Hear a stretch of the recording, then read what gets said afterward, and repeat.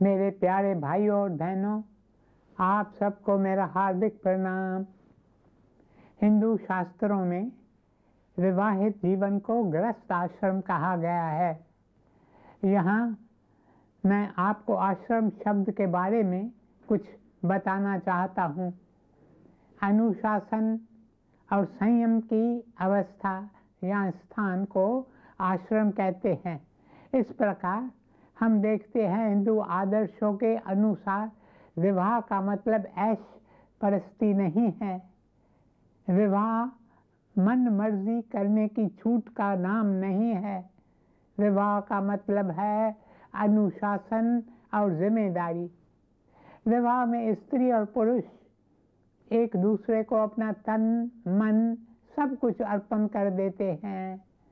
तब वे केवल अपने स्वार्थ के लिए नहीं जीते, बल्कि वे एक दूसरे के लिए, अपने परिवार के लिए और धर्म का विस्तार करने के लिए जीते हैं। हिंदू शास्त्रों के अनुसार गृहस्थ आश्रम को समाज के कल्याण का आधार माना जाता है, क्योंकि बाकी के 3 आश्रमों के लोग अपने निर्वाह तथा पालना के लिए गृहस्थ पर निर्भर करते हैं।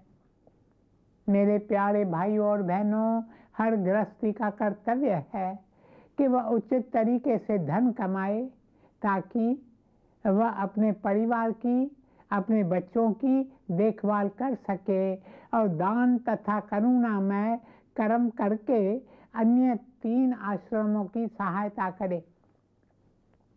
अक्सर मैं अपने विवाहित मित्रों से कहता हूँ कि वे भाग्यवान हैं जो गृहस्थ आश्रम में हैं, क्योंकि मोक्ष पाने के लिए गृहस्थी को केवल अपना कर्तव्य अच्छी तरह निभाने की ज़रूरत होती है। बेशक यह भी इतना आसान नहीं है। साधु संत गृहस्थ के जीवन को जीवन यज्ञ कहते हैं, जिसमें गृहस्थी आजीवन परिवार व समाज के कल्याण के लिए सेवा और त्याग भरा जीवन बिताते हैं। मेरे प्यारे भाइयों और बहनों, हिंदू विवाह को कन्यादान भी कहा जाता है। कन्यादान बड़ा ही सुंदर शब्द है, पर अक्सर इसका गलत अर्थ निकाला जाता है। हिंदू शास्त्रों में कई प्रकार के दान बताए गए हैं। इन सब में कन्यादान विवाह के समय पिता द्वारा अपनी कन्या का दान सबसे महान दान माना गया है। ऐसा कहा गया है कि जिसे अपने जीवन में यह महादान करने का सौभाग्य प्राप्त होता है और जो यह दान स्वरूप उपहार पाता है, दोनों ही ईश्वर को प्रिय हैं। विवाह के समय वधू के माता पिता अपनी कन्या को वर की प्रेममयी देखभाल में सौंप देते हैं। वे कहते हैं, हमने अपनी बेटी को प्यार से पाला पोसा है और अब तुम्हारे परिवार की वृद्धि और खुशहाली के लिए हम इसे तुम्हें सौंपते हैं। इसे अपना मानना और जब तक यह तुम्हारे साथ है तुम इसका सहारा बनना और मार्गदर्शन करना। दूसरी ओर वर की तरफ से विवाह को पानी ग्रहण कहते हैं, जिसका अर्थ है हाथ को स्वीकार करना। कहा जाता है, इस सुंदर रीति द्वारा वर का परिवार वधू को अपने घर में स्वीकार करता है और वर उसके साथ विवाहित जीवन में प्रवेश करता है। वह उसे जीवन संगिनी के रूप में स्वीकार करता है, उसकी रक्षा तथा देखभाल करने का प्रण करता है और एक साथ मिलकर धर्म मार्ग पर चलने के लिए ईश्वर से प्रार्थना करता है। राखा एक हमारा स्वामी, सगल घटा का अंतर्यामी।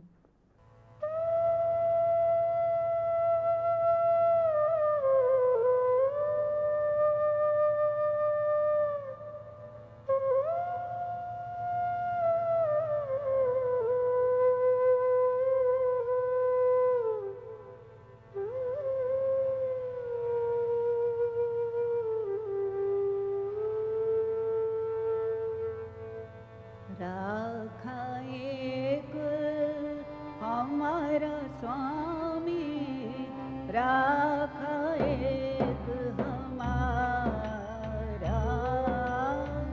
राखा एक हमारा स्वामी, राखा एक हमारा स्वामी, राखा एक हमारा,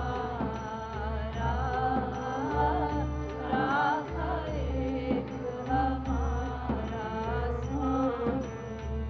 सगल घटा का अंतर्यामी, सगल घटा का अंतर्यामी, सगल घटा का अंतर्यामी, सगल घटा का अंतर्यामी, राखा एक हमारा, राखा एक हमारा स्वामी, राखा एक हमारा स्वामी, राखा एक हमारा, राखा एक हमारा स्वामी, राखा एक हमारा स्वामी, राखा एक हमारा, राखा एक हमारा स्वामी, राखा एक हमारा स्वामी, राखा एक हमारा, राखा एक हमारा स्वामी। मेरे प्यारे भाई और बहनों, विवाह शब्द का अर्थ है सहारा देने वाला या निर्वाह करने वाला। इस प्रकार विवाह संस्कार एक ऐसा संयोग है जो स्त्री और पुरुष दोनों को विवाहित जीवन में धर्म मार्ग पर चलने का हौसला देता है। हिंदू धर्म के 16 संस्कारों में से विवाह को सबसे पवित्र संस्कार माना गया है, क्योंकि गृहस्थ आश्रम को दूसरे आश्रमों का आधार माना जाता है। इसलिए शास्त्रों में विवाह को गौरवशाली संस्कार बताया गया है। मेरे प्यारे भाइयों और बहनों, विवाह भोग वासना की पूर्ति के लिए नहीं है, बल्कि इसका मकसद है संयम से जीवन जीते हुए आध्यात्मिक उन्नति करते करते ईश्वर का साक्षात्कार करना।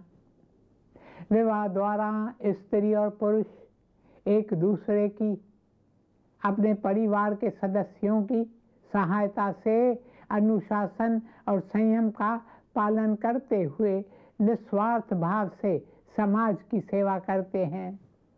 धर्म, अर्थ, काम तथा मोक्ष, इन 4 पुरुषार्थों के क्षेत्र में स्त्री और पुरुष विवाह द्वारा ही एक दूसरे के सहयोग से आगे बढ़ने का साहस करते हैं। यह 2 आत्माओं का मिलाप है और यह पवित्र मिलाप विवाह संस्कार द्वारा ही संपन्न होता है। मेरे प्यारे भाई और बहनों, विवाह शब्द का अर्थ होता है ऊपर उठना। विवाह द्वारा पति पत्नी दोनों को ऊपर उठकर ईश्वर तक पहुंचने में मदद मिलती है। विवाह का बंधन 2 आत्माओं को इतनी मजबूती से बांध देता है कि शारीरिक रूप से बेशक वे अलग अलग होते हैं, लेकिन उनकी आत्माएं एक सुसंगत पूर्णता में समा जाती हैं। पति और पत्नी मिलकर प्रतिज्ञा करते हैं कि वे हमेशा ईश्वर में श्रद्धा रखेंगे, एक दूसरे के प्रति प्रेम, निष्ठा और संवेदना प्रकट करेंगे, शुभ कार्यों में एक दूसरे का साथ देंगे, अपने मन को निर्मल और पवित्र रखने की कोशिश करेंगे, दृढ़ता से धर्म के मार्ग पर चलेंगे। एक दूसरे के माता पिता तथा परिवार के प्रति आदर और स्नेह का भाव रखेंगे। अपने बच्चों की देखभाल इस प्रकार करेंगे ताकि वे तन मन से शक्तिशाली और पवित्र बने। घर आए अतिथि का स्वागत सत्कार करेंगे। आए अगर घर बन मेहमान, तन मन धन कर दूं कुर्बान।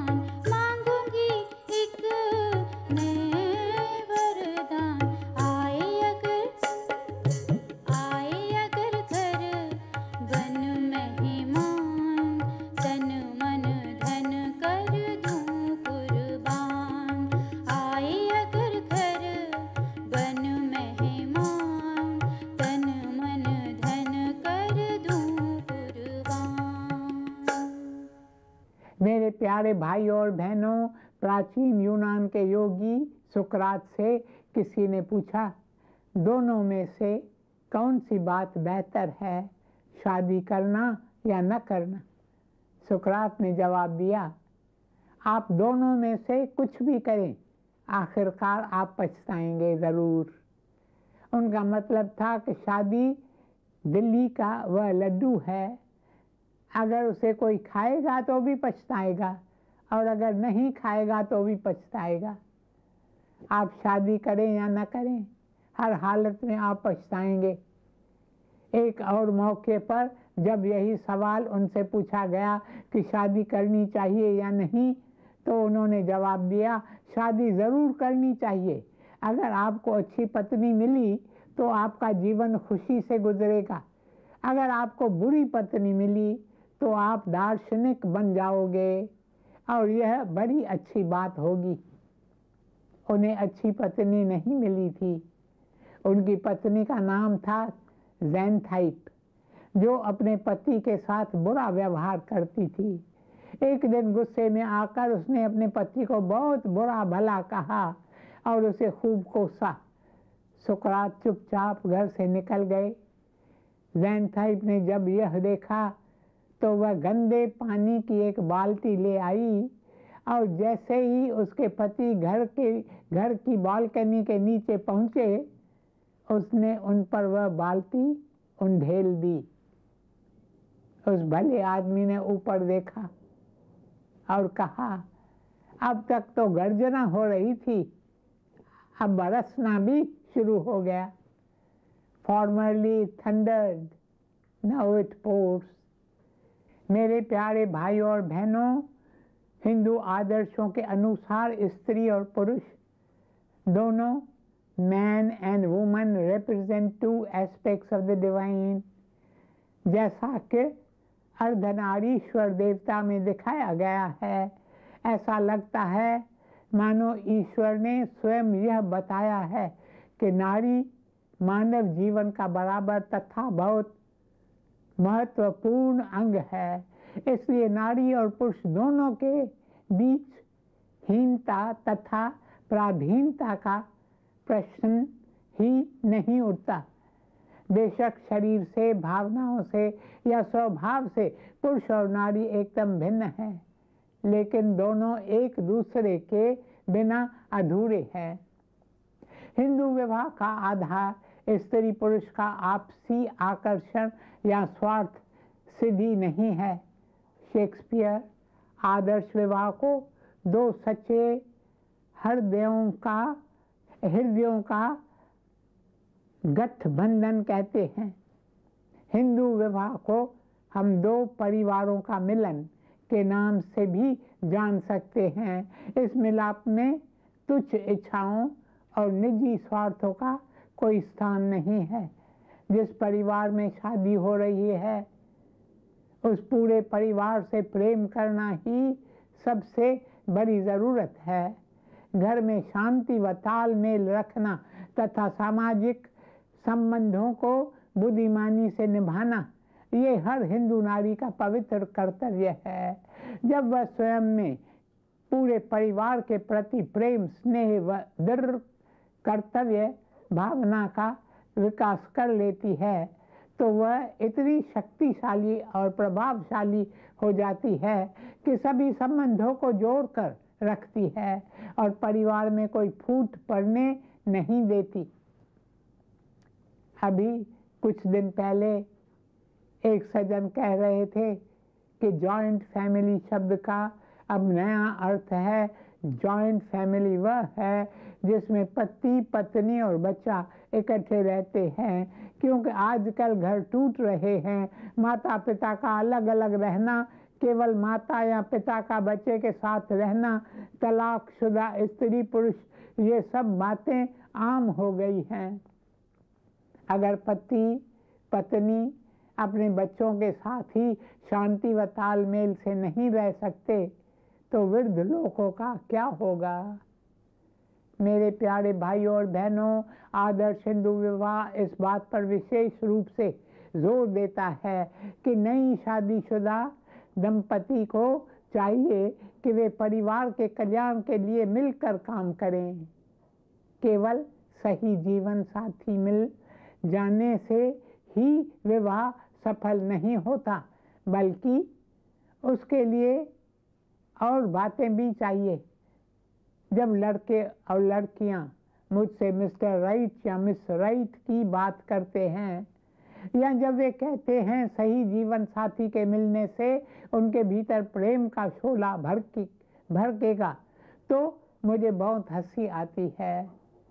मेरे प्यारे भाइयों और बहनों, यह बात मैं विशेष रूप से युवा पीढ़ी से कहना चाहूँगा कि यूँ आकर्षण को प्रेम नहीं कहा जा सकता। ये शादी को सफल बनाने के लिए काफ़ी नहीं है। इसलिए मैं अपने युवा मित्रों को सलाह देता हूँ कि not to fall in love but to rise in true love. किसी बुद्धिमान मनुष्य ने कहा है, विवाह के लिए सही जीवन साथी को पाने के अपितु स्वयं सही जीवन साथी होना ज़्यादा ज़रूरी है। एक सभ्य समाज के लिए विवाह बहुत ज़रूरी है, क्योंकि इसी से बरादरी बनती है, वंश चलता है। मेरे प्यारे भाइयों और बहनों, विवाह केवल वासना या शारीरिक आकर्षण पर आधारित प्रेम व्यवहार नहीं है, बल्कि उससे ज़्यादा है। ऐसे प्रेम से केवल स्वार्थ में सुख मिलता है। जब यह सुख कम हो जाता है तो रिश्तों में दरार आ जाती है, विवाह टूटने लगता है। आजकल इमोशनल इनकम्पैटिबिलिटी, आपसी अनबन की बड़ी चर्चा है। मैं इससे सहमत नहीं हूँ। मुझे लगता है कि यह वकीलों द्वारा बनाई गई मन घड़त बात है ताकि वे तलाक के हक में तर्क कर सकें। इमोशनल रूप से एक दूसरे से अलग अलग होने जैसी कोई बात नहीं है, केवल गलत फहमियाँ और गलतियाँ होती हैं जो कि सुधारी जा सकती हैं। केवल ऐसा करने की इच्छा होनी चाहिए। विवाह केवल एक संस्था ही नहीं, यह एक धार्मिक संस्कार है, एक पवित्र मिलाप है। प्राचीन काल के बुद्धिमान लोगों ने कई सदियों के अनुभव के बाद विवाह के कुछ नियम बनाए। आज हमारे समाज में बहुत बिखराव है। विवाह की पवित्रता के बारे में किसी के मन में आदर नहीं। जिस तरह एक्सीडेंट से बचने के लिए ट्रैफिक नियमों का पालन करना जरूरी है, उसी तरह विवाह के नियमों का पालन करना भी जरूरी है। अपनी मनमानी करने का नाम आज़ादी नहीं है, बल्कि जो हमें करना चाहिए उसे करना ही सच्ची आज़ादी है। मैं बार बार कहता हूँ कि मैं तलाक में विश्वास नहीं रखता। मैं विवाह को एक धार्मिक संस्कार मानता हूँ। इसे तोड़ना नहीं चाहिए, क्योंकि इससे कर्म के सिद्धांत में गड़बड़ हो जाती है। विवाह के द्वारा हम जीवन भर के लिए वचनबद्ध हो जाते हैं। यह जीवन भर का संबंध है। जाहिर है कि इतने लंबे संबंध में खुशियाँ व गम तथा सुख व दुख तो होंगे ही। सच्चा प्रेम इन सबको सहन करके अंत में विजयी होता है। आज बस यहीं तक शेष कल। ओम शांति शांति शांति।